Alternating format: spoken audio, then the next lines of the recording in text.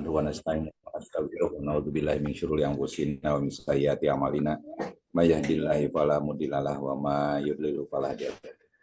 Asyhadu an la ilaha illallah wa asyhadu anna Muhammadan abduhu wa rasuluh la nabiyya ba'da. Hadirin jamaah pengajian Zumiyah Keluarga Besar Pelajar Islam Indonesia rahimakumullah. Mari kita panjatkan puji syukur kata Allah Subhanahu wa taala.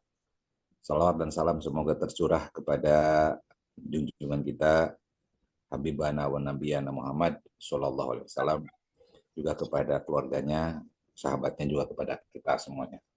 Hadirin jamaah rahimakumullah. Alhamdulillah pada pengajian Jumat pagi yang ke-227 ya.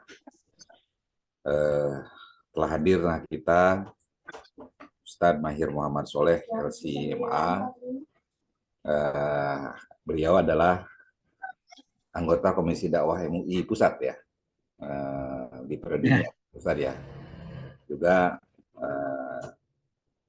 alumni PI Mesir.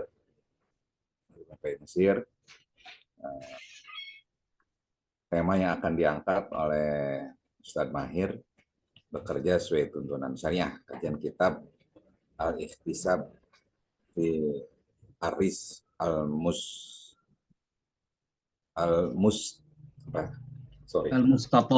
Al-Mustatabi karya Asy-Syaibani. Baik. Pengajian ini kerjasama didukung oleh Lazisku. Insya Allah pastikan para jemaah keluarga besar untuk bisa berinfak bersedekah di Jumat Berkah melalui akun Lazisku KBPI. Selanjutnya kepada Ustadz Mahir dipersilakan. Waktu kita 1 jam waktunya. Kalau berkenan bisa nambah.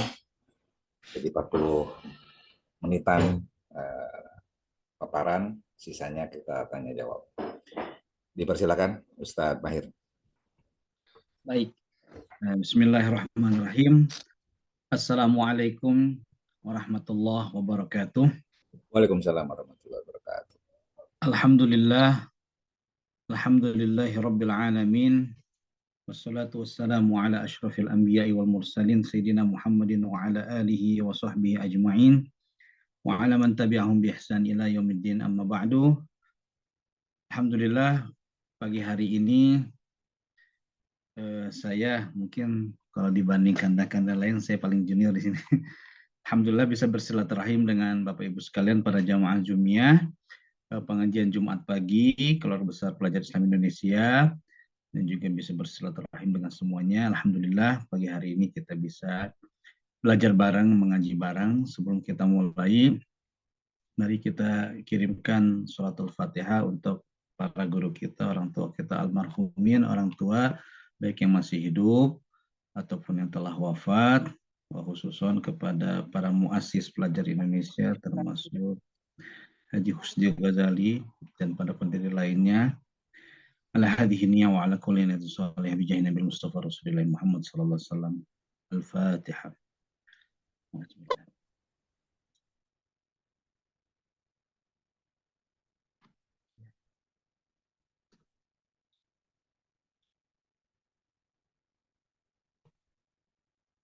Amin ya rabbal alamin. Baik, terima kasih para hadirin wal hadirat, Kanda, Yunda semuanya, para jamaah sekalian yang dimuliakan Allah Subhanahu wa taala. Izinkan kali ini mungkin saya sengaja mengambil tema ini, kaitannya adalah yang terjadi dan relevan di tengah-tengah kita. Nah, alasan sederhana saya sebetulnya karena buku ini memang tipis ya sebetulnya kitab ini, tapi di situ menerangkan tentang bagaimana terkait dengan kalau istilah orang Sunda pakasaban ya. Makanya saya ambil dari sini kitab Al-Ikhtisab fi Rizq Al-Mustatab. Iktisab yang bermakna bisa diistilahkan dengan kasab ya kalau dari wazan iftial ya. Kasab yaksibu yaitu berusaha bekerja untuk mendapatkan sesuatu dari hasil yang diupayakannya ataupun yang dikerjakannya. Fi rizki al-mustatab, kalau secara secara letter luck, yaitu adalah mendapatkan rizki. Mustatab itu berasal dari toba yatibu, yaitu tayyib, baik, rizki yang berkah, lagi halal, yang di situ kemudian menjadi apa namanya bagian dari keutamaan kita sebagai seorang muslim, bahwa dalam pekerjaan bekerja saja itu adalah ibadah. Baik, kita coba ini fiskal mustaqab. Coba Mas Maulana ya yang megang apa namanya. Kita masuk ke halaman ini. Ke halaman kalau di versi kitabnya Darul Muayyan itu versi halaman ke-17 ya. Bentar. Terus ke atas 17. Kalau versi sini ya. Ah ya betul itu. Hadirin wal hadirat sekalian dimuliakan Allah. Memang apa namanya? Kitab ini diberi judul dengan Al-Iktisab. Yang dikarang oleh Imam Asy-Syaibani itu adalah Al-Imam Syaibani, salah seorang ulama fikih yang memang ulama fikih berasal dari mazhab Hanafi, ya, mazhab Hanafi. Dan di situ kitab berjudul Al-Iktisab itu adalah ringkesan dari yang namanya Al-Kasbu, ya. Kasab ini nama judul kitab yang dikarang oleh Asy-Syaibani, lalu kemudian ditarkhis atau diikhtisar oleh Muhammad bin Sam'ah. Di sini bismillahirrahmanirrahim. Qala Syekh Al-Imam Al-Alim Al-Allamah Muhammad bin Sam'ah rahimahullah. Dari Syekh Al-Imam Alim Al-Allamah Muhammad bin Sam'ah rahimahullah, ini termasuk muridnya Syaibani. Beliau menyebutkan sa'alani, ya, di paragraf pertama itu, ba'dul asdiqa, beberapa para sahabatku bertanya, ya, sahabatku bertanya, fasahallahu fi ajali, fasahallahu, semoga Allah memanjangkan umur mereka. Ini bagian dari doa kepada para sahabatnya yang disampaikan oleh Al-Imam Al-Allamah Muhammad bin Sam'ah.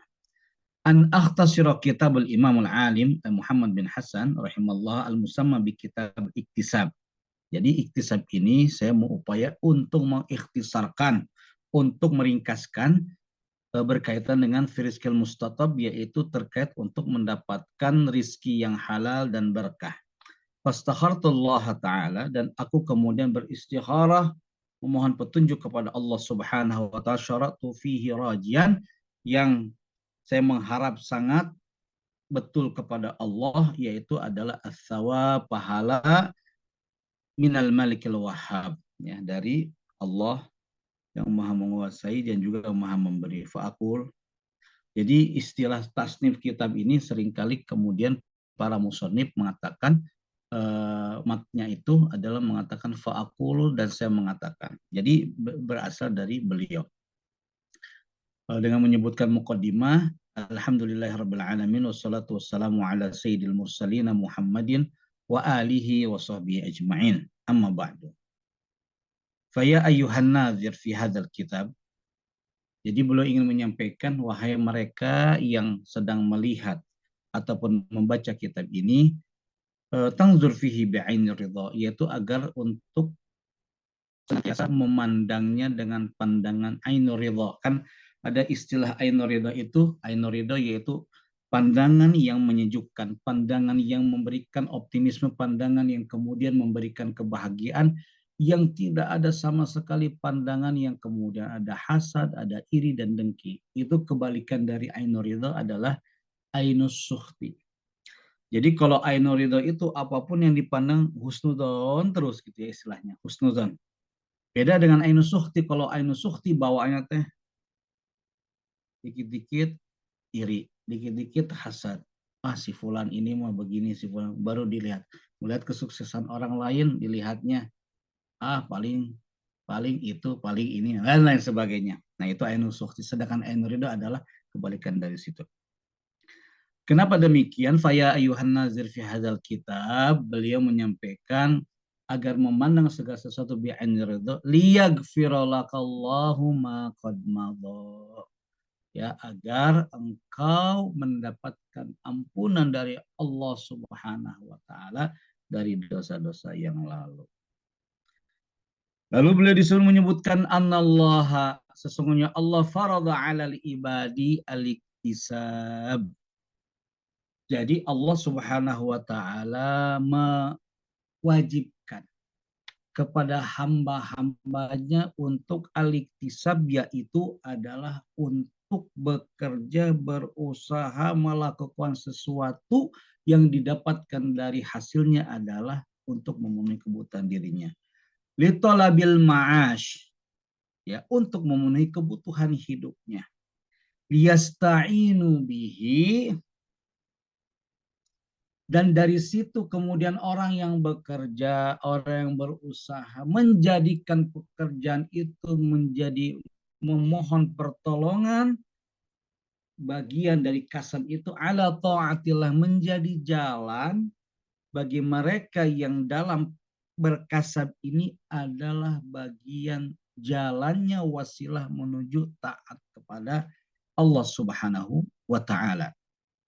Ala taatillah biqaulihi fi kitabihil aziz, sebagaimana yang Allah Subhanahu wa taala firmankan dalam Al-Qur'an, wabtagu min fadlillah wadhkurullaha katsira. Ini dalam surah Jumu'ah. Wabtagu min fadl, dan carilah kurnia Allah, rizki Allah dari manapun juga, wadhkurullaha katsira, dan seringlah menyebut nama Allah. Dalam surah Al-Jumu'ah ayat ke-10, kalau ini kan alhamdulillah hari ini hari Jumat, mungkin Anda sekalian yang mendapatkan para Idul Khutbah, Masya Allah ya. Nah, memang di situ ada larangan. Larangan untuk berniaga, berjual beli pada saat ketika memasuki waktu sholat Jumat. Seluruhnya adalah untuk mendengarkan khutbah, mengikuti rangkaian ibadah khutbah Jumat. Nah, setelahnya baru selesai sholat Jumat, fantasyiru, dan bersebarlah kalian di muka bumi ini. Untuk apa? Untuk bekerja, mencari usaha, berusaha, dan apapun itu yang kaitannya adalah menjadikan liyasta'inu bihi ala ta'atillah, dan menjadikan dia sebagai taat kepada Allah Subhanahu wa taala. Dan beliau menyebutkan faja'alal iktisabu sababan lil ibadah. Jadi pun demikian, adanya kita melaksanakan ikhtiar dalam usaha kita, pekerjaan kita, apapun itu adalah bagian dari sebab-sebab kita untuk menjadikan diri kita beribadah. Memang beliau menyebutkan bahwa ma asobakum min musibah fi ma kasabat aidikum. Musibah apapun yang menimpa kepada kamu itu berasal disebabkan oleh hasil atau usahamu, dalam surah Asy-Syura. Nah, jadi kasab ini Bapak Ibu sekalian yang dimuliakan oleh Allah Subhanahu wa taala, agar jangan sampai kemudian kasab yang diupayakan itu adalah menjauhkan kita dari Allah Subhanahu wa taala. Maka iktisab ini, berupaya berusaha itu harus dilihat, jangan sampai kemudian apa yang kasab ini, kalau diistilah tadi dalam ayat Al-Quran, jadi musibah menimpa kepadamu ataupun apapun itu hal sesuatu yang kerusakan menimpa kepadamu, boleh jadi dikarenakan kasab usaha kalian. Bisa jadi misalkan kayak banjir, itu sampah di mana baik gitu kan. Itu kan disebabkan karena mereka yaitu yang buang sampah sembarang, karena bikasab aidihim, disebabkan tangan mereka, hasil ulah mereka membuang sampah sembarangan sehingga menjadikan misalkan sungai kembali banjir atau penuh dengan sampah-sampah, baik sampah plastik maupun sampah lain. Ai bi jinayatikum ala anfusikum faqad sumiya jinayatul mari ala nafsi kasaban wa qala jalla wa ala fi ayat sajaza'an bima kasaba. Nah, dalam ayat yang kaitan pencurian juga itu memang mereka akan mendapatkan balasan terhadap apa yang dikerjakan. Jadi kasab ini ma'asyiral muslimin rahimakumullah, adalah bagaimana agar kasab itu menjadikan sebagai sababan untuk mendekatkan diri kepada Allah Subhanahu wa taala atau ta'ah kepada Allah Subhanahu wa taala, bukan sebaliknya. Ai basyarun minal kitab mahdhur fa'alabna ala mustafiq libabin. Oke. Talabul lalu kemudian pada Muhammad rahimahullah al-kitab biqaulihi, sebelum pada dua baris terakhir, talabul kasbi faridatun ala kulli muslimin kama anna talabal ilmi faridah. Jadi disebutkan dalam redaksi ini adalah bahwa tolabul kasbi, mencari pekerjaan, berusaha di dalamnya, bekerja di dalamnya, yang dia menghasilkan untuk dirinya adalah fardhotun ala kulli muslimin, itu adalah fardu bagi kaum muslimin. Kama anna tolabal ilmi, sebagaimana halnya orang yang mencari ilmu juga dihukuminya fardu. Wahada lafad yarwihi, dan lafad ini disampaikan atau diriwayatkan oleh Ibnu Mas'ud radhiyallahu anhu an Rasulillah sallallahu alaihi wasallam.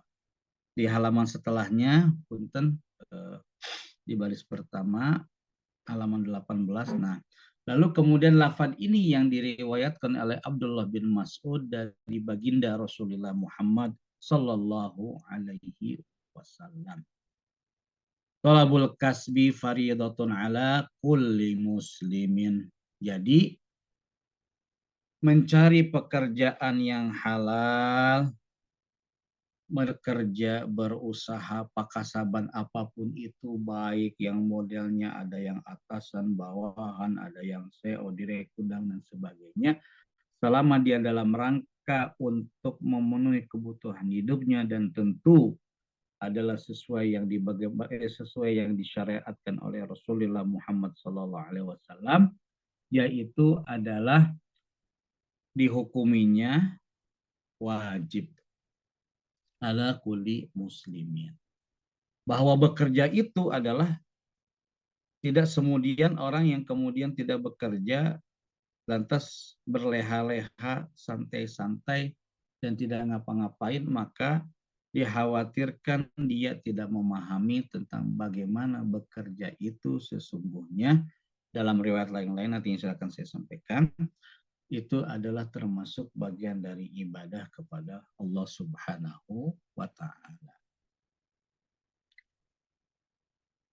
Wa fi riwayah, dan juga dalam riwayat yang lain disebutkan qala talabul kasbi ba'da sholatil maktubatil fardhah ba'dal fardhah.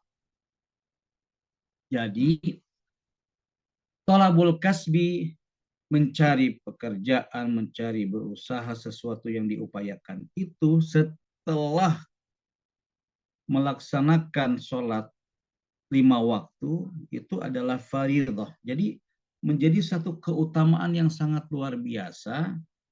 Bahkan kalau kita melihat istilah ini ba'dal fardhah. Jadi sebagaimana sholat fardu, sholat 5 waktu yang dilakukan adalah fardu, maka seperti itulah tolabul kasbi juga diibaratkan fardu.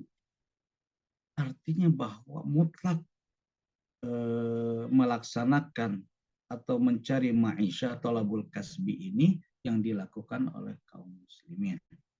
Sehingga kedudukannya kalau secara melihat seperti ini adalah al-faridah. Ya, dihukumi fardu ba'dal faridah, setelah pelaksanaan sholat 5 waktu. Wa qala Nabi sallallahu alaihi wasallam, dan Nabi Muhammad sallallahu alaihi wasallam bersabda, tolabul halali kamu qara'atil abqal. Tolabul halal maknanya adalah mencari yang halal, mencari sesuatu rizki yang halal dengan caranya yang benar, dengan aturan yang betul, tidak melanggar, tidak menyalahi, tidak menyelesihi. Yang kemudian ini adalah dia sebagaimana muqara'atil abtal itu pahlawan, sebagaimana dia sedang bertarung menghadapi siapapun yang dihadapinya. Jadi mencari yang halal ini artinya bahwa mutlak harus dilakukan oleh kaum muslimin sebagaimana dia sedang berhadapan dengan siapapun juga. Karena apa? Karena inilah yang kemudian agar disadari betul bahwa terkait dengan pekerjaan ini, kehalalannya, caranya, mendapatkannya seperti apa dan bagaimana, agar menjadi pedoman bagi kaum muslimin dimanapun ia bekerja, dimanapun dia, dengan siapapun dia bekerja. Karena mau tidak mau, Bapak Ibu sekalian dimuliakan oleh Allah Subhanahu wa taala, tidak sedikit yang kemudian ada beranggapan bahwa apa namanya? Ketika bekerja itu kemudian kita seolah bukan bagian dari agama, sebatas pekerjaan ansih semata. Kenapa? Karena menganggap bahwa bekerja adalah bekerja saja, pekerjaan ansih semata, tidak menjadikan dalamnya adalah ibadah. Sehingga tidak sedikit mindset yang ada di antara sebagian saudara-saudara kita yang mungkin masih terjebak dalam rutinitas. Jadi nunamina ibadah teh itu hanya sebatas ada di musola maupun masjid. Sholat itulah ibadah, puasa itulah ibadah, zakat itulah ibadah, dan itu adalah ibadah mahdoh. Dan masih banyak ibadah ghairah mahdoh yang harus benar-benar disadari oleh kaum muslimin agar apa? Ketika dalam melaksanakan pekerjaan pun tidak kemudian kalau saya melihat semacam kayak bertolak belakang. Saya teringat ada satu riwayat menyebutkan al-muslimuna ala syurutihim. Al-muslimuna ala syurutihim, bahkan dalam riwayat yang lain disebutkan al-mu'minuna ala syurutihim, bahwa seorang mukmin terikat dengan persyaratannya. Maknanya contohnya seperti apa? Contohnya adalah orang yang akan mau bekerja itu biasanya ada yang namanya akad kontrak. Ini memang hal yang sederhana, tetapi justru itulah bagian ini menunjukkan nilai-nilai Islam. Disitulah kemudian syarat, hak, dan kewajiban berlaku. Yang ini banyak tidak disadari oleh sebagian saudara-saudara kita. Kontrak seperti itu adanya. Ya, kalau kita melihat mungkin ya. Tetapi harus dipahami betul bahwa itu pun bagian dari syariat agar siapapun ketika bekerja dengan manapun, dengan siapapun dia, misal masih dalam tahap proses dia bekerja kepada orang lain, maka dia harus menjalani apa yang menjadi kesepakatan bersama. Ini ya, bagian disebut dari al-muslimun atau al-mu'minuna ala syurutihim. Sehingga ketika di situ adalah dia menyadari betul dengan siapapun dia, hatta sampai pun mungkin boleh jadi atasannya adalah di atasnya dia itu, misal punten, misalkan umurnya, usianya di bawah dia. Maaf sebentar.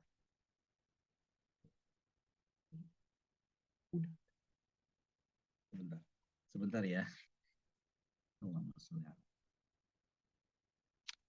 Ambil bajunya. Sebentar ya, sebentar. Nah, ini ada di bungsu. Pasha udah belum?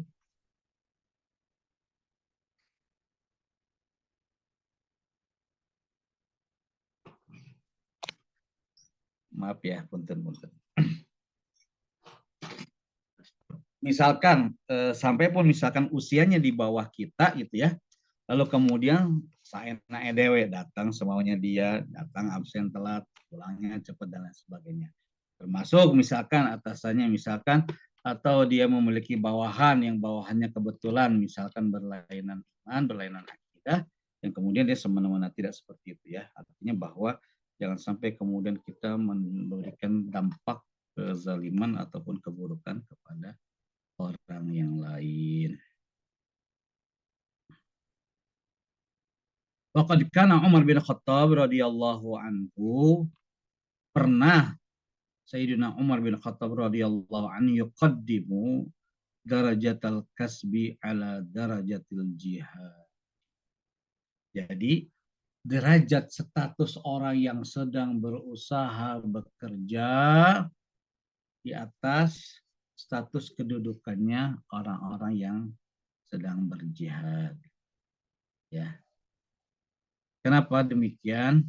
Ini mungkin ingin menyebutkan bahwa betapa mereka yang sedang berusaha sedemikian rupa adalah ingin menjadikan bahwa mereka adalah seupaya mungkin untuk mendapatkan dari perolehan apa yang diupayakan, apa yang diusahakannya tersebut adalah untuk mendapatkan sesuatu yang halal, bukan hanya bagi dirinya, tetapi juga bagi keluarga, anak-anak, dan istrinya. Nah, ini yang baru banyak disadari betul, karena hal yang sederhana ini pernah juga disampaikan, saya lupa di halaman berapa, bahwa terkait dengan kaitan ini Al-Kasab ada sebagian kemudian dalam beberapa resensi tidak terlepas terkait dengan yang bagaimana menghasilkan satu karya produktif dalam satu pekerjaan. Ada yang berkaitan dengan i'arah, sewa menyewa, tijarah, perdagangan, kemudian ziraah, pertanian, dan juga yang lainnya, dan itu juga termasuk bagian dari al-kasab yang banyak juga disentuh oleh saudara-saudara kita, baik muslim maupun gairul muslimin ataupun muslim. Dan ini mengingatkan al-kasab al-iktisab ini sejatinya yang dikarang oleh Al-Imam Syaibani sejatinya ada beberapa kitab juga yang lain yang menyebutkan seperti tatanan peraturan, kemudian terkait dengan politik dan sebagainya, tetapi al-iktisab ini lebih mengkhususkan kepada satu pandangan yang konsepsi bagaimana dia bekerja dengan siapa dan seperti apa dan bagaimana, sehingga di sini saya lupa di ayat di halaman keberapa karena kitab yang saya pegang ini lebih ikhtisar ya, lebih ringkas dibanding yang kemudian ada di file PDF. Nah, yang ingin disebutkan bahwa terkait dengan hal kitab ini berkaitan dengan al-iktisab, ada satu pandangan riwayat yang disampaikan oleh baginda Rasulullah Muhammad SAW. Ini pernah beberapa waktu saya sampaikan di beberapa majelis terkait dengan pekerjaan. Karena selama ini, mohon maaf, seringkali terkait dengan al-kasab itu adalah hanya dikhususkan kemudian kepada pekerjaan tertentu, tapi ini tidak. Siapapun dia, sampai pun misalkan security, itu dia berkasab. Kemudian satpam, kemudian jualan, yang keliling, termasuk ada yang kiriditan biasanya tuh yang datang dulu ya, tahu kalau sekarang nggak tahu ya. Itu juga adalah bagian dari kasab. Tentunya adalah kasab yang harus dipahami, kemudian adalah tidak menyelesihi apa yang kemudian menjadi dasar-dasar yang sesuai dengan apa yang diajarkan oleh baginda Rasulullah Muhammad SAW. Termasuk ada satu riwayat yang di situ disampaikan para sahabat saat itu sedang berkumpul bersama baginda Rasulullah Muhammad SAW. Lalu kemudian di situ para sahabat ngariung, ya, ngariung pengelingker ya, bersama Nabi Muhammad SAW. Lalu ada salah seorang sahabat yang kemudian beliau melihat ada seorang pemuda gagah, badannya tegap, sehat, bugar lah. Lalu dilihatnya, kok beliaunya itu, si pemuda itu kok nggak gabung sama mereka, ya, tidak bergabung dengan para sahabat bersama Rasulullah Muhammad SAW. Lalu sahabat ini bertanya kepada baginda Rasulullah Muhammad SAW, ya Rasulullah, ya Rasul, ahuwa fi sabilillah. Jadi si pemuda ini teh dia tuh jalan membawa sesuatu di atas pundaknya, di atas bahunya, lalu menuju satu tempat. Riwayat itu menyebutkan menuju satu tempat itu yang dimaksud adalah dia sedang akan melakukan perniagaan atau jual beli karena dia membawa barang dan ditujukannya adalah ke pasar. Lalu apa jawaban Rasulullah Muhammad SAW? Naam, huwa fi sabilillah. Ia berada di jalan Allah Subhanahu wa taala. Lalu kemudian mungkin anggapan sahabat saya itu pemuda nggak ikut kita. Nah, kan sampai ditanyakan hal demikian. Tapi ternyata mungkin jawabannya berbeda sebagaimana ekspektasi para sahabat, sehingga Rasul menjawabnya adalah berada di jalan Allah. Lalu kemudian belum meneruskan, barang siapa waman talaba waman kharajal bait kasaban, ya, waman kharaja sa'yan itu keluar dari rumahnya, dari tempat tinggalnya, lalu kemudian dia berusaha sa'yan liwalidayhi syaikhaini, sekedar untuk memenuhi kebutuhan kedua orang tua yang telah sepuh, yang telah uzur, fahuwa fi sabilillah, maka ia berada di jalan Allah Subhanahu wa taala. Kata nuka hiji, maaf, itu yang pertama. Kemudian yang kedua menyebutkan wa man kharaja sa'yan liwaladihi shighar fahuwa fi sabilillah. Jadi siapapun yang keluar dari rumahnya sa'yan, berusaha apapun pekerjaannya, jenis apapun, dan atasan ke bawahan ke SEO apapun dari itu dan segala macamnya, lalu kemudian adalah untuk memenuhi kebutuhan anak-anaknya, bahwa fisabilillah, maka ia berada di jalan Allah Subhanahu wa taala.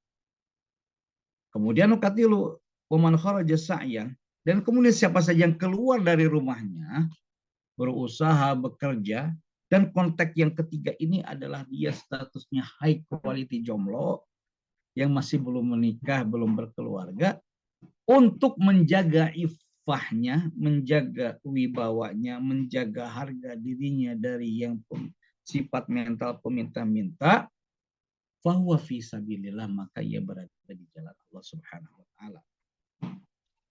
Dan terakhir itu kemudian Rasulullah SAW menyebutkan siapa saja yang kemudian keluar dari rumahnya berusaha bekerja semaksimalnya, lalu kemudian dia hanya menumpuk-numpuk hartanya, tidak zakat, tidak sedekah, tidak infak, dan tidak memberikan apa-apa, maka tumpukan harta itu bagi Rasulullah SAW menyebutkan fahuwa fi sabilis syaitan, maka ia berada di jalan syaitan. Dalam riwayat ini kemudian adalah bagaimana agar dalam kaitannya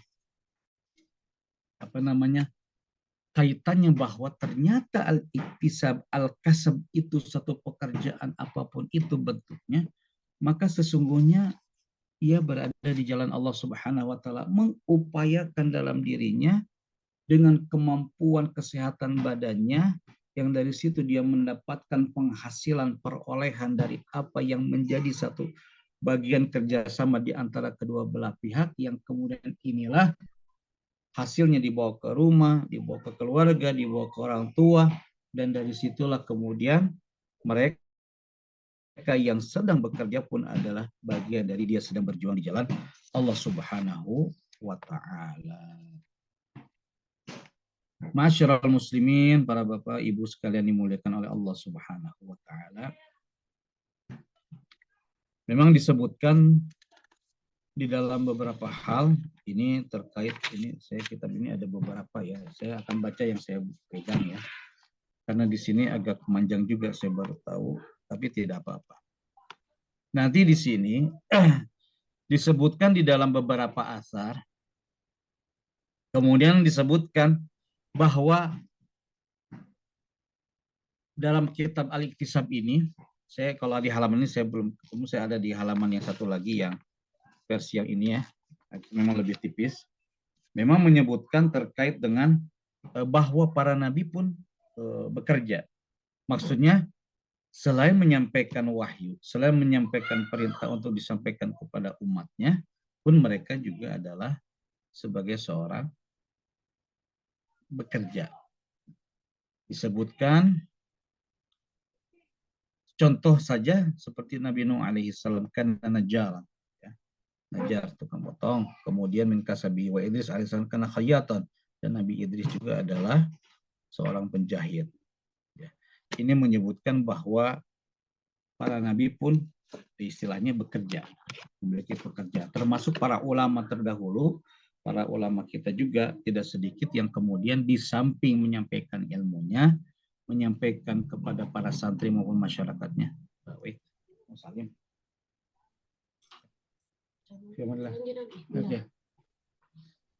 Maaf, sambil ini ada persiapan sekolah. Jadi ini menunjukkan betapa Masya Allah terkait dengan satu pekerjaan luar biasa yang dilakukan oleh para ulama. Jadi tidak sedikit kemudian digambarkan ada yang memintal sulam, ada yang penjahit, ada yang tukang memperbaiki jam, kemudian dan lain sebagainya, sehingga tidak sedikit kemudian termasuk para guru, para ulama yang di Al-Azhar, sebagian besar memang dia seperti mendapatkan, anggaplah selain sebagai mengajar, pun juga sebagai penulis buku, dan beberapa juga punya usaha yang dilakukannya. Ya, sama sini. Maaf sebentar saya sambil.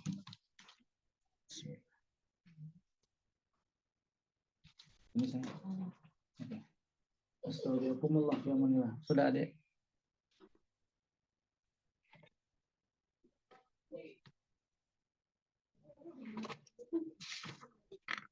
Ini saya. Maaf. Sama. Ya, mudah-mudahan anak kita bisa menjadi anak yang soleh-soleh. Kita kembali. Maka terkait dengan iktisab ini mungkin masih awalan ya, tentang betapa pekerjaan, usaha yang diupayakan memang adalah sesuatu yang harus kita sadari betul, karena dalam pekerjaan itu ada jadi dua hal. Pertama, kita bekerja sama orang lain, yang kedua juga kita sedang mempekerjakan orang lain, dan termasuk terkait dengan kesepakatan kerjasama atau akad kontrak dan sebagainya. Ini betul-betul perlu kita dalami betul, sehingga agar jangan sampai terjadi hal-hal yang kemudian salah satu di antaranya waliyadzubillah menzalimi salah satu di antara pihak. Kenapa? Karena yang harus disadari betul terkait pekerjaan ini adalah memberikan pemahaman kepada siapapun juga, termasuk kepada mereka yang sedang bekerja, dan ini pun seringkali beberapa saya sampaikan termasuk dalam Jumat maupun ceramah. Bisa belajar lagi nih anak. Itulah yang kemudian banyak tidak disadari, sehingga seringkali kemudian datang merasa enak aja, datang terlambat, sudah biasa, tidak ada masalah. Dan ini kan juga harusnya menjadi problem, bahwa yang hal demikian itu pun juga sebetulnya adalah melanggar perjanjian yang sudah disepakati bersama. Sehingga hal ini yang harus kita sadari betul, bahwa ternyata pekerjaan ini atau termasuk kasab ini adalah sesuatu hal yang boleh jadi tidak sedikit dianggap bukan bagian dari ibadah, dianggap bukan. Padahal kalau kita boleh menyebutkan, ya ini pun juga adalah bagian dari sunnah Nabi, menyebutkan kita untuk bekerja, untuk bermuamalah dan lain sebagainya, dengan siapapun kita bermuamalah. Maka inilah yang kemudian sebagai awal terkait dengan al-kasab, yang tentu di situ adalah bagaimana kasab yang kita upayakan adalah kasban yang menjadikan pekerjaan yang halal, ya, yang halal, yang dari caranya, dari upayanya, dari hasil yang didapatkannya adalah untuk memenuhi kebutuhan kita, dan dari pemenuhan kebutuhan tersebut adalah bagian dari cara kita untuk bisa melaksanakan ibadah kepada Allah Subhanahu wa taala, melaksanakan ketaatan kepada Allah Subhanahu wa taala. Maka dalam riwayat yang lain disebut ni'mal malis saleh fi rajulis saleh. Sesungguhnya nikmat yang paling luar biasa adalah ketika harta yang banyak, harta yang baik dipegang oleh orang-orang yang soleh.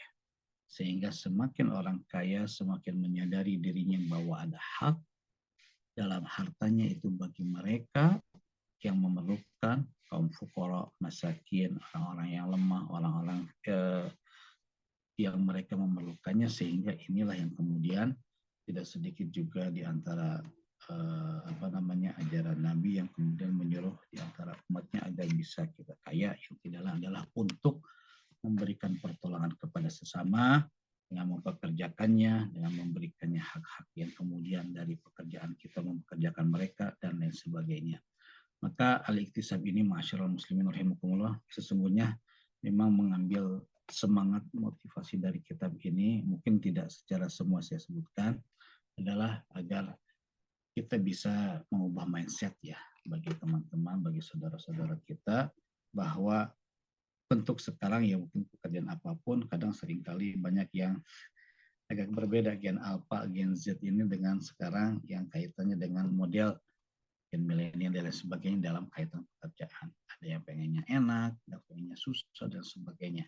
Maka ini juga tantangan buat kita, dan mudah-mudahan apapun keadaan kita, bagaimanapun juga, seperti apapun, mudah-mudahan adalah dalam rangka kita niatkan untuk ibadah kepada Allah Subhanahu wa Ta'ala, dan juga dalam rangka mengikuti sunnah Nabi Muhammad SAW. Mudah-mudahan dari cara kita mengikuti sunnah Nabinya, khususnya dalam pakasabat ini, adalah insya Allah menjadi wasilah kita mendapatkan syafaat dari baginda Nabi Muhammad SAW untuk kita di hari akhir nanti. Amin ya rabbal alamin. Barangkali singkatnya demikian, kurang lebihnya mohon maaf. Mudah-mudahan nanti kita bisa bertemu kembali di waktu yang akan datang, dan tentunya karena di sini kita sama-sama belajar ya, jadi saya juga ingin mendapatkan istifadah dari Kanda Yunda, Bapak Ibu sekalian yang dimuliakan Allah Subhanahu. Terima kasih, kurang lebihnya atur nuhun, mohon maaf bila mana ada kurang-kurangnya. Mangga silakan. Baik, Asep, ya, Assalamualaikum warahmatullahi wabarakatuh. Terima kasih kepada Kanda Ustadz Mahir. Tadi Pak Sekjen sedang ada urusan sebentar, sementara saya handle terlebih dahulu. Baik, kita buka sesi 3 penanya bagi para jamaah KBPI yang ingin bertanya ataupun menanggapi ataupun memberikan saran dari materi yang disampaikan oleh Ustadz Mahir. Di sini sudah ada Pak Kiai Abdul Wahid Maktub yang akan menanggapi. Kemudian dari yang lain mungkin masih ada. Kita persingkat, Ustaz ya. Kita persingkat karena waktu sudah menunjukkan 6.50. Baik, kalau seperti itu kita dipersilakan dulu kepada Pak Kiai Abdul Wahid Maktub untuk menanggapi. Mohon nanti persingkat, nanti juga ada Ibu Srinani. Baik, kepada Pak Kiai silakan. Persilakan. Ya, Assalamualaikum warahmatullahi wabarakatuh. Terima kasih Ustadz Mahir, luar biasa, sangat menginspirasi. Ya, saya kebetulan setelah dapat informasi langsung saya cari kitab itu, dan saya sudah hatam ya, baca tapi dengan cepat dari awal sampai akhir. Dan kesimpulan saya ini penting sekali ya kitab ini untuk disebarluaskan ya pemahamannya itu loh, karena kita sering su'il faham wa su'i tatbik dalam konsep amal ini kerja, sehingga kenapa umat Islam itu miskin, lemah gitu ya. Ini karena ini bagus tadi yang disampaikan Ustadz Mahir ini, karena kesalahan kita memahami seakan-akan ada pemisahan antara ibadah yang namanya seakan-akan kalau bekerja itu mencari nafkah itu bukan ibadah, padahal justru sangat tadi sudah dijelaskan itu sangat penting sekali itu, karena itu berpengaruh ya apa yang kita makan ya, bagaimana cara bekerja itu apakah halal, kulu washrabu halalan thayyiba gitu ya. Nah ini kan juga ada kaitannya dengan bekerja gitu. Bagaimana pekerjaan itu, apakah itu halal yang dilakukan caranya, dan itu akan berpengaruh apa yang dimakan kepada anak, kepada keluarga.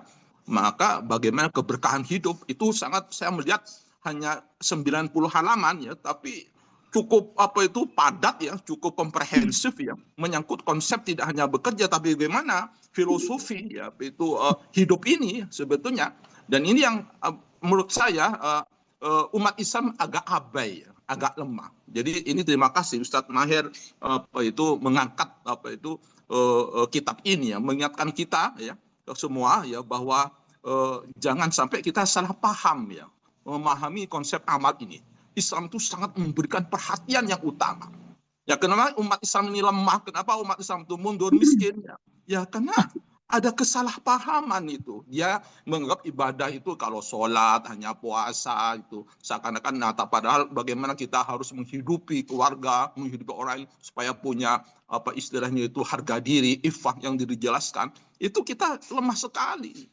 Dan seakan-akan bekerja itu bukan suatu wajib ya. Padahal ini wajib ya. Bahkan sama dengan fisabilillah seperti dijelaskan oleh Ustadz Mahir tadi. Nah, andai saja umat Islam itu mampu memperbaiki konsep kerja ya, amal ya. Makanya beriman itu adalah amal itu kan kerja, iktisab itu. Jadi amal yang berkah, yang soleh, yang benar, yang bisa memberikan manfaat kepada diri dan orang lain itu. Nah, ini kenapa umat Islam itu miskin ya? Karena ada kesalahan di dalam paradigma memahami konsep bekerja. Tidak melakukan inovasi, tidak melakukan ijtihad, tidak bekerja misalnya siddiq, amanat, tabligh, fatonah, harus cerdas ilmu. Nah, ini saya melihat kitab yang sangat singkat, tipis ya, hanya 90 halaman. Tapi menurut saya itu cukup bagus sekali gitu ya. Nah, mungkin ini perlu sekali dua kali yaitu lebih disinggung ya hal-hal yang bagaimana dampak kalau kita itu tidak mengerti karena ini ada satu dampak juga itu. Tapi sebaliknya kalau kita paham terhadap konsep iktisad fi rizqil mustatab ini, maka insya Allah tidak hanya individual tapi kolektif, keluarga kita akan bagus, negara kita akan bagus. Nah, ini menurut saya konsep amal kerja. Jangan sampai kita itu menganggur karena itu sangat tercela, sangat. Nah, ini karena faktor pemahaman, karena faktor su'il faham dan juga su'i tadbik. Nah, oleh karena itu sekali lagi terima kasih Ustadz Mahir telah memberikan motivasi. Nah, bagaimana caranya ke depan ini umat Islam bisa menyadari ya, nahnu indana wa'yul jadid wa harkat jadid untuk al-ahwal al-afdal fil mustaqbal. Ini saya pikir itu. Terima kasih Ustadz Mahir. Baik, terima kasih Pak Dubes atas tanggapannya. Kita lanjutkan saja, kita kumpulkan. Selanjutnya ada Yunda Strineni yang sudah resign. Silakan Yunda, jika ingin bertanyakan.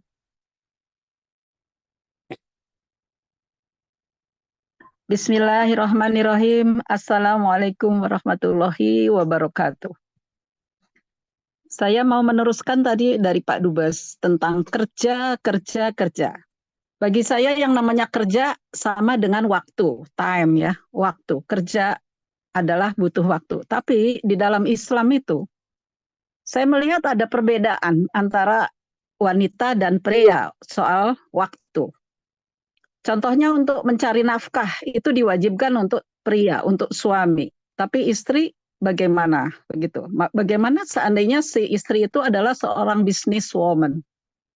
Itu ke satu ya. Yang kedua, ada juga peraturan Islam yang membedakan antara wanita dan pria soal misalnya ketika suami wafat, istri katanya ya, saya belum begitu paham, harus di rumah selama 4 bulan 10 hari. Seandainya itu si istri adalah seorang businesswoman, dia butuh kerja, bagaimana dia harus mengikuti peraturan yang 4 bulan 10 hari di rumah itu, begitu. Ya, jadi di dalam Islam itu ada perbedaan untuk waktu ya. Kerja adalah waktu. Perbedaan antara perempuan dan laki-laki. Istri dan suami. Ketika istri meninggal, suami tidak ada, itu harus 4 bulan 10 hari kan. Nah, begitu. Terima kasih Pak. Assalamualaikum. Waalaikumsalam. Terima kasih Yunda Strineni dari Papua. Ya. Selanjutnya adalah ada Bang Mas Huri atau Pak Mas Huri dari Jogja yang sudah melakukan resign. Silakan Pak Mas Huri.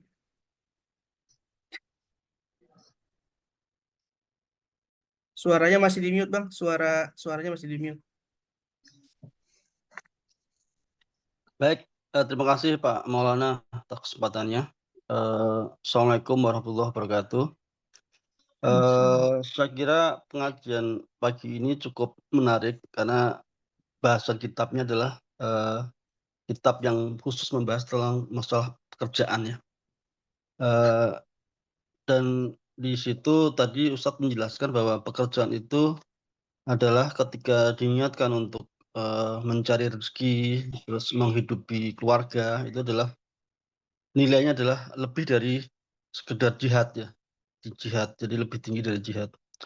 Nah, tapi yang perlu saya tanyakan lagi, saya pernah mendengar dari entah hadis atau apa bahwa di dalam sebuah pekerjaan itu pekerjaan yang paling bagus dilakukan adalah perniagaan. Karena perniagaan itu adalah ketika konteksnya adalah rezeki adalah 90% dari rezeki itu dari perniagaan. Nah, saya ingin menjelaskan ke Pak Ustadz dengan konteks itu apakah ada kitab khusus ataupun hadis ataupun ayat Al-Quran yang menjelaskan bahwa keutamaan pekerjaan untuk perniagaan itu seperti apa itu, sehingga 90% dari pendapatan dari kerjaan itu adalah dari perdagangan. Itu yang pertama. Yang kedua, soal itu tadi Bu Neni bilang bahwa wanita itu sebaiknya memang di rumah, di rumah. Artinya tanggung jawab untuk kerjaan itu hanya pada seorang ayah. Nah, apakah dalam hal ini ketika kita punya pasangan hidup misalkan, itu berarti artinya kita harus mengarahkan bahwa pasangan kita sebaiknya di rumah gitu loh. Dan tugas utama adalah mendidik anak gitu loh, salah satunya. Terima kasih. Assalamualaikum warahmatullahi wabarakatuh.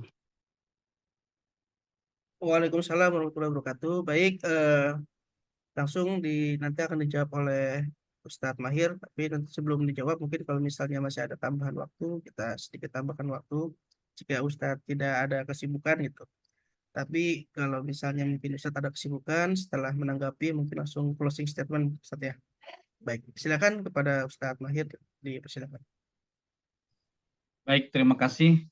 Jazakumullah atas, Masya Allah, tanggapan, pertanyaan maupun insight-nya. Yang pertama memang yang disampaikan oleh Kiai Abdul Wahid Maktub itu sangat relevansi dengan keadaan konteks sekarang ini, sehingga sebetulnya kitab yang saya awal ini betul-betul adalah untuk menumbuhkan kembali atau menghidupkan kembali cara mindset kita terkait dengan satu pekerjaan itu, sehingga jangan sampai kemudian lagi-lagi istilahnya umat Islam itu menjadi abai, dikenal dengan miskin, kemudian kontraproduktif, tidak memiliki apa-apa, tidak memiliki sesuatu hal yang kemudian bisa dibanggakan dan sebagainya. Artinya untuk sebagai pengingat bahwa dalam hal demikian ini pun juga menjadi sangat relevan, walaupun kitab dikarang sudah sekian lama, tetapi ini menjadikan bahwa agar mengubah mindset ini. Karena pernah terjadi, saya membaca dalam kitab ini, ada satu orang yang kemudian dia duduk di masjid, lalu didatangi, apa yang kau lakukan? Saya sedang bermunajat kepada Allah, meminta sesuatu dari langit. Kalau tidak salah ini riwayatnya Umar bin Khattab. Lalu disampaikan, engkau duduk saja, tapi tidak menghasilkan apapun. Maka berangkatlah dari masjid, keluarlah dari masjid, lakukan, usahakan apapun itu, dan kelak engkau akan mendapatkannya. Maknanya bahwa seringkali ada mindset tadi yang sebagaimana disinggung oleh Pak Kiai, bahwa ada mindset di antara kita tuh tawakal, pasrah. Tapi pasrah pegawai nanawan. Nah ini juga rempong. Ini kan juga repot. Dan ini perlu juga yang menghinggapi di beberapa sebagian generasi muda saat ini, sehingga ini juga perlu kita membangkitkan kembali, membangunkan kembali terkait dengan konsep bagaimana pekerjaan itu dalam pandangan Islam. Itu yang pertama. Yang kedua, yang terkait dengan industri, bahwa yang mungkin dimaksud awal tadi adalah terkait dengan iddah ya. Karena memang konteks iddah ketika lelaki meninggal suaminya lalu kemudian perempuan, memang ada sekian bulan, sekian hari untuk menunjukkan bahwa itu syariatnya adalah agar menunjukkan masa iddahnya itu bahwa kondisi perempuan setelah sepeninggal suami, apakah dia sedang ada dalam janin dalam kandungannya atau tidak, maka itu ada batasan bulannya. Nah, terkait dengan pekerjaan, memang tidak kemudian kita membatasi hal demikian ya, karena memang gini Bu, ya, memang ada lelaki dengan kekhasannya tersendiri dan juga perempuan atau wanita dengan kekhasannya tersendiri. Tetapi dalam Islam itu tentu mengajarkan bahwa ada kesetaraan yang sama-sama harus dipahami, ada penghormatan masing-masing dengan nilai plus maupun minusnya. Nah, termasuk dengan konteks misalkan pebisnis wanita, maka apakah bisnis itu kemudian ditinggal sama sekali atau tidak? Bagaimana tentang konteks hadis tersebut kok seolah kayak jadi ada ikhtilaf, ya, ada semacam pertentangan. Yang harus kita sadari betul pertama bahwa adalah ketika kaitan dengan misalkan konteks sedang berduka si pebisnis wanitanya ini, lalu kemudian dia mengharuskan untuk keluar, maka itu konteksnya tidak mengapa. Karena dalam kaidah disebut ad-daruratu tubihul mahdhurat, bahwa sesuatu yang darurat itu memberikan kelonggaran, ya, memberikan kelonggaran selama itu tentu bisa menjaga dirinya sendiri. Maksudnya gini, karena dia harus menyadari bahwa dia dalam konteks sedang masa iddah. Maka ketika kalaupun karena ada keperluannya. Jadi tidak semata kemudian pemahaman ini yang jangan sampai ya tidak ngapa-ngapain, udah di situ nggak boleh ketemu orang dan tidak. Tapi tentu seperlunya saja. Maka kalau memang bisa diwakilkan, kalaupun tidak dia harus dengan dirinya sendiri si pebisnis ini, maka silahkan. Tentu bahwa masing-masing juga dia siapapun baik laki-laki maupun perempuan adalah tetap menjaga kehormatannya, menjaga kemuliaan dirinya.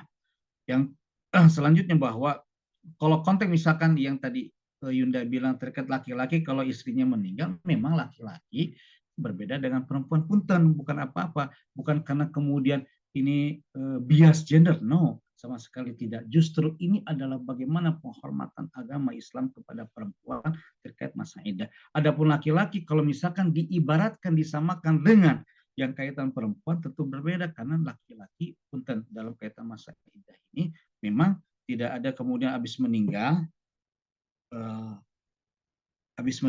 istrinya, lalu kemudian dia bisa menikah lagi, bisa dan boleh, secara syariat boleh. Tapi tentu kita memiliki ada tata nilai, ada adab, ada etik yang kemudian harus kita sadari betul bahwa memang ini pernah ada terjadi di kalangan sahabat. Misalkan istrinya wafat meninggal tadi siang, maghribnya kemudian beliaunya menikah lagi. Nah, ini kan tidak mengapa, tapi tentu dengan nilai etis kita memang tentu sangat berbeda. Ya, apalagi kalau istilah nanti abang cenaul abang nggak boleh nikah lagi kecuali setelah kuburan saya kering. Pas kuburan pas dilihat kita kuburan kok nggak kering-kering, ternyata ada yang nyiramin terus tiap pagi. Jadi nggak nikah-nikah si suami. Ini sekedar guyon saja. Sekedar guyon. Nah, jadi gini Binda, bahwa kaitan dengan masa iddah tentu bukan kemudian ada pembatasan yang begitu sangat mengangkat antara tidak, tetapi ini justru untuk bagian kemuliaan wanita sehingga agar menjaga bersih betul-betul sampai ketika habis masa iddahnya dipersilahkan kemudian dia menikah kembali atau sudah dipersulit ataupun beraktivitas. Kalau dalam masa itu dia beraktivitas, maka itu konteksnya ada dalam konteks darurat yang diperbolehkan. Kenapa? Karena boleh jadi ketika kehadiran si pebisnis ini untuk kemaslahatan itu lebih baik karena menghindarkan dari mafsadah. Maka pakai juga kaidah darul mafasid muqaddam ala jalbil masalih. Karena ketika dia tidak hadir malah menimbulkan mafsadah, maka hadir bisnis yang dilakukan segera tidak mengapa dan tidak kemudian mengganggu. Sampai dia juga harus menyadari bahwa konteksnya dalam masa iddah. Jadi terkait dengan tadi itu waktu yang berkaitan dengan masa iddah sama-sama sekali lagi tidak kemudian ada bias gender, tidak, tetapi sama-sama bagaimana Islam begitu sangat memuliakan wanita dan begitulah kemudian untuk kebaikan wanita itu tersendiri, ya. Dan selain yang terakhir tadi dari Pak Masuri bahwa memang kaitan dengan pekerjaan di sebagian riwayat menyebutkan adalah perdagangan. Bahkan Imam Syaibani menyebutkan kenapa engkau tidak tulis menulis tentang zuhud? Justru bukan saya hanya sekedar tentang zuhud, tapi saya juga mau nulis tentang kitabul buyu'. Al-buyu' itu maksud ada jual beli. Jual beli bermakna juga adalah perniagaan. Jangan salah, kalau kita melihat dalam sirah para sahabat, bahkan Nabi Muhammad SAW juga adalah seorang pebisnis. Bagaimana beliau berbisnis, bagaimana beliau diminta oleh Sayyidatuna Khadijah radhiyallahu anha, yang masa mudanya beliau diminta menjadi semacam kafilah, ketua kafilah dagang ke Syam, membawa dagangan sebelum balik di dalam sebuah, sampai mendapat gelar Al-Amin. Al-Amin itu terpercaya, trusted, bahkan lebih dari trust gitu ya. Artinya benar-benar yang disematkan dari para masyarakat saat itu kepada beliau, yang menunjukkan betapa orang begitu sangat percaya kepada Muhammad. Beliau pun adalah seorang pedagang. Bahkan saking khususnya terkait dengan perniagaan ini, itu ada satu kitab yang dikarang oleh, kalau tidak salah, dari kebangsaan India atau Pakistan, Muhammad Sallallahu Alaihi Wasallam as a trader, sebagai seorang bisnis atau pedagang. Itu saking menunjukkan betapa di dalam beberapa riwayat sahabat juga hampir sebagian besar memang pebisnis. Bagaimana Abu Bakar memiliki kekayaan, bagaimana para sahabat Abdurrahman bin Auf dan lain sebagainya. Bahkan Abu Bakar sekian kayanya mewakafkan seluruhnya adalah untuk dakwah Islam pada saat itu. Dan mudah-mudahan itu kita bisa tularin ke semua, dan memang ada terkait khusus berkaitan dengan perniagaan, jual beli dan lain sebagainya. Dan 90% tadi sebagian disebutkan karena hampir sebagian besar, tetapi tentu kita menyadari juga bahwa ada orang yang bakat bisnis, ada orang yang bakat juga di luar non bisnis, bekerja sama orang atau orang pekerjaan orang dan lain sebagainya. Dan mudah-mudahan semuanya itu ada dalam rangka bagian dari izzah, iffah kita bagi menjaga izzatil Islam wal muslimin, agar menjadi seorang muslim yang kaya, menjadi trader yang kaya, pebisnis yang kaya, menguasai. Jadi jangan istilah kemudian oligarki itu mereka-mereka aja, enggak. Kita juga menjadi oligarki muslim yang memberikan kemaslahatan, memberikan hal yang lebih baik untuk diri kita, keluarga kita, komunitas kita, bahkan termasuk untuk negara kita, negara kesatuan Republik Indonesia. Wallahu a'lam bishawab. Barangkali itu ya, karena juga saya. Terima kasih Ustaz. Maaf tadi ada sedikit urusan. Baik, Kanda Yunda, hadirin, tadi sudah jawab 3 pertanyaan sekaligus closing statement, konsep kerja dalam Islam, sepanjang refresh diingatkan kembali, sekaligus tadi Pak Dubes menyetir untuk motivasi ya, tentang kerangka berpikir paradigma ya yang saat ini sudah ditinggalkan, produktivitas umat Islam lah, kira-kira begitu ya.